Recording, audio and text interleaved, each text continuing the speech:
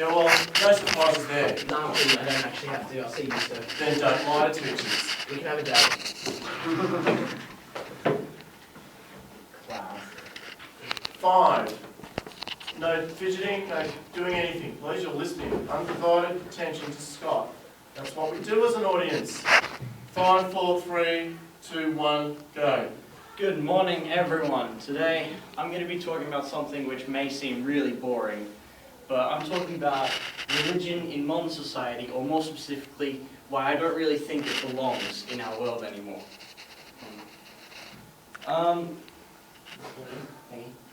Don't click it. Good. So one reason why it's a big problem is religious-fueled violence, which is the religious people fighting with non-religious people. Religion disregarding logic. This is their disregard of really basic laws in their religion.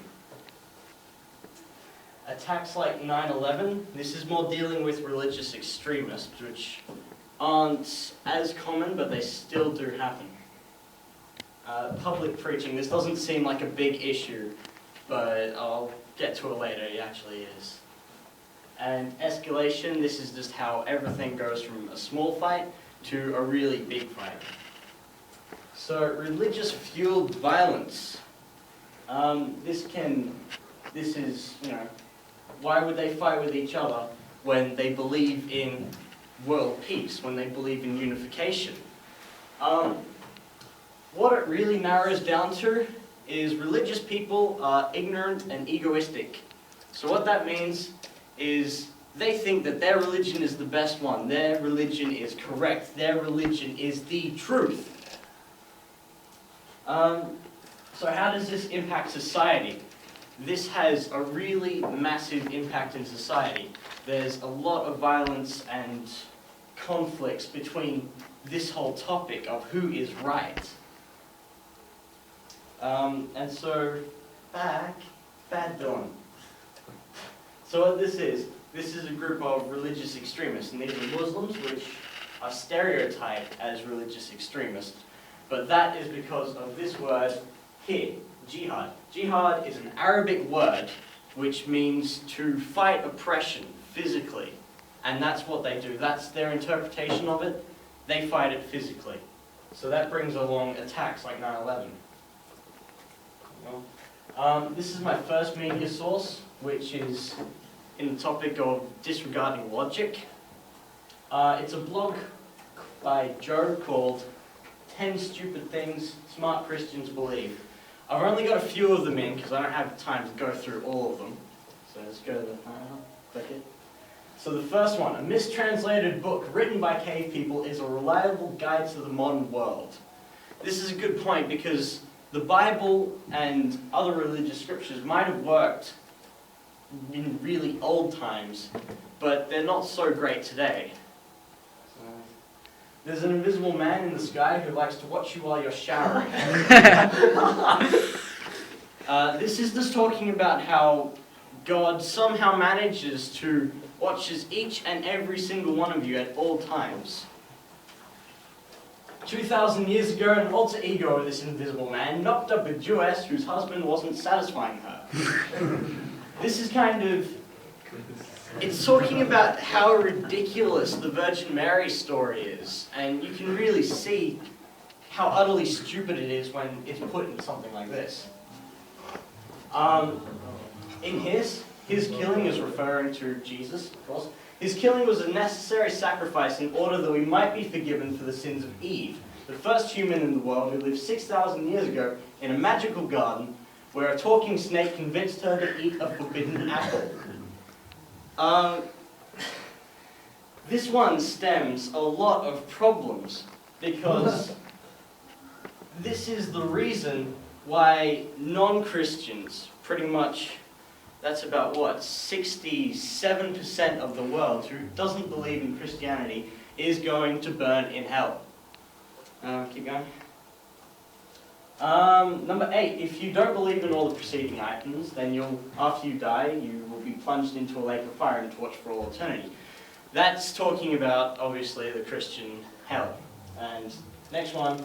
If you do believe in all the preceding items, then after you die, you'll get to go in heaven, which is a cloud in outer space connected to Earth with a dotted line bent into a heart shape. It's going to explain that. That's a link to a kind of a cartoon with, it's explaining that in a childish way. Bad dog. Seriously. This is it's kind of the most realistic one that I've found, because clouds in outer space do exist, and next one. Is this heaven? No. It's just a collection of dust, which people might think looks like heaven, and it is really pretty, but it's just a bunch of dust and gas next to a sun, which what gives it that really radiant color. So, next one. Attacks like 9/11, this is again dealing with all the religious extremists. Now, while Muslims are always stereotyped as the religious extremists who always bomb stuff, Christians do it too, and this is good two examples of that, where two different groups of religious extremists who are Christian have attacked abortion clinics. So in this one, in 2001, somebody shot and killed a guard at an abortion clinic who had nothing to do with what was actually going in there. It's just his job to maintain security. And this one, in 2009, is where people tried to burn it down, and of course graffitied baby killers on it. Point thingy. So innocent people are getting hurt and killed through the actions of these religious extremists. People who have nothing to do with the actual issue at hand, which in this case is abortion clinics. So that's really not fair for innocent bystanders. So, this is bringing me to my actual point here, which is 9/11. Now, everybody here would obviously know what 9/11 is, where the Muslims or Al-Qaeda members attacked the World Trade Center, the Pentagon, tried to attack Washington, D.C. So in this, 2,819 people were killed in the initial attacks. Another 343 people who were trying to help them also died. Bodies found intact was 289. Body parts found was 19,858. So not only were they killed, they were brutally dismembered and murdered by these religious extremists. Number of people who lost a spouse or partner, 1,609. And 3,051 people lost a parent. And that's only estimated. Next one. 99 days after the initial attacks, the World Trade Center and other places were still on fire. Next one. Total number of hate crimes towards Muslims is 1,714. So this isn't directly related to the initial attacks, but ever since then, there's been a growing number of attacks on Muslims. And, 26 days after 9/11, the US became involved in Afghanistan. And, can't really see that one, but 422,000 people have been estimated to have post-traumatic stress after the attacks. So, public preaching. This one, it seems like, right behind, this one seems like a really small issue, but, when you see things like this, or that, or, these ones, it really is a big issue, because there's really no one that they aren't attacking here. I mean, look at this. They're praising 9/11. They're thanking them for dead soldiers who are protecting their country. And they're even attacking gingers. What did gingers do to them? Oh, I can't appear them. Okay, next one. There was a next one. Go ahead. So this is an interview with that group of people. Yeah, So this is my third media source. Quieten down, please. There shouldn't be any talking whatsoever. Jack, Are you logged onto his account? Yeah.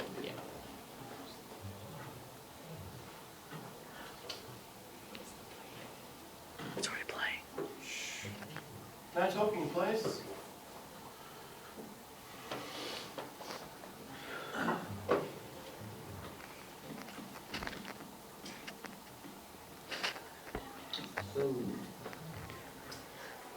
So, God hates fags and gingers.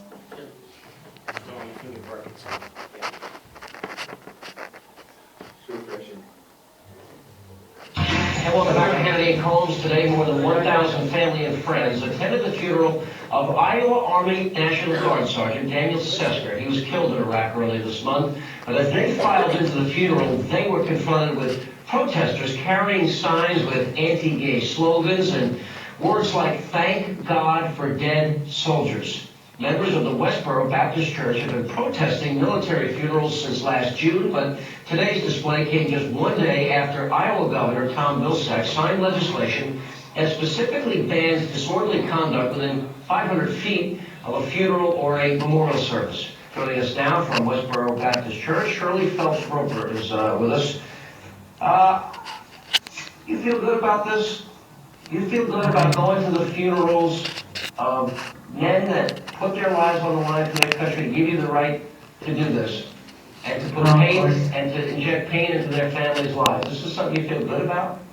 I feel good about warning this nation that the wrath of God is pouring out on their heads. So you want to warn the because they will nation? not obey.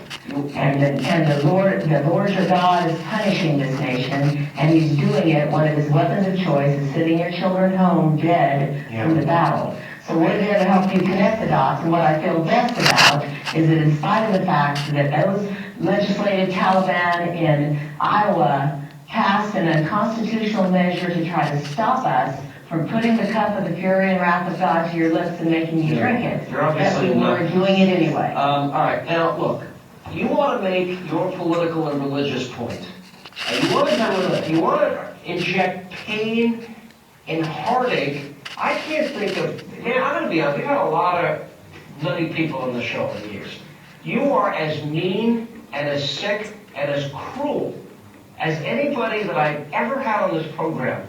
And the fact that you use religion to justify your hatred this way, it's frankly, it's mind-numbing. Do you really believe when you hold up your signs, thank God for IEDs, that innocent people died, thank God for September 11th, thank God for AIDS? There are no innocent people. Thank God for 9/11. Thank God for dead soldiers. Thank God for IEDs. There are no innocent people. And you believe all that? You thank God for 9/11? Bring back a single one of those soldiers? Hang on a second. Or bring back a single 9/11 victim? I got a question for you. You thank God for 9/11, you thank God for AIDS, you thank God for dead soldiers that give you the right to be a fool? I thank God for every single one of His righteous judgments that He executes upon a rebellious Hey Shirley, it's Alan Palmer. who will not obey. What's the matter with you? What's the matter? What is the matter with you? What?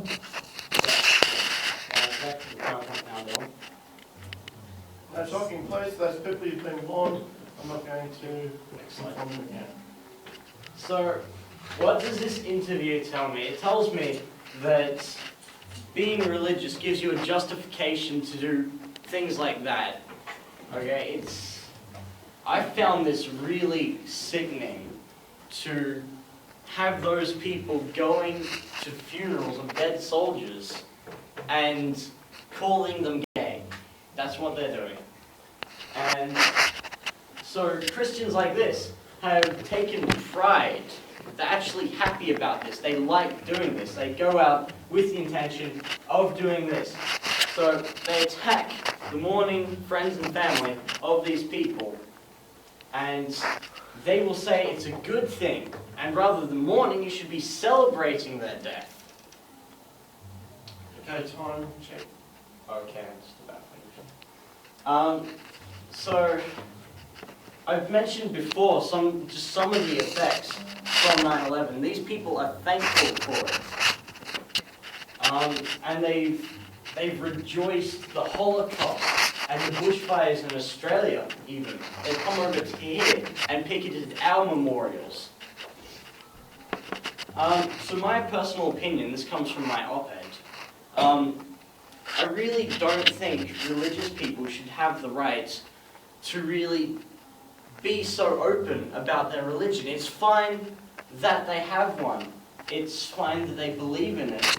But their openness and their ignorance for other people, it's really overwhelming. And I don't think, like, personally, I've been sitting at home playing video games, whatever I do, and I've had Christian people come knocking at my door and telling me that if I don't convert and believe in what they believe in, I'm going to burn in hell. I don't think they should have the right to abuse me like that in my own home. Any questions? Yes? I was going to say, this is kind of really to me, because I'm quite religious, and you kind of generalising it, so you're saying that all religious people do that, but a lot of us are really against what those Christians do and all the extremely, but I don't know, it's just kind of annoying. No, that's a good point. And the fact is, what we have to understand is when we're doing these speeches, these are op-eds, so they're personal opinions. So although many people will disagree with Scott, and some may agree, that's what a robust conversation's about. The questions are not about your personal views, because we know what people hold dear to their hearts. It's not a contest about who believes in what today. These are simply presentations about certain representations in the media. And Scott has chosen to put his personal view forward, and that's his choice. Can I just cover that question as well? Actually, no, because we're going to territory not related to. Even let me finish my sentence. I'm actually going to stop it there because of time as well. Scott, thank you. Time allocation way over. Thank you. Round of applause, please. I think Mr. Mac.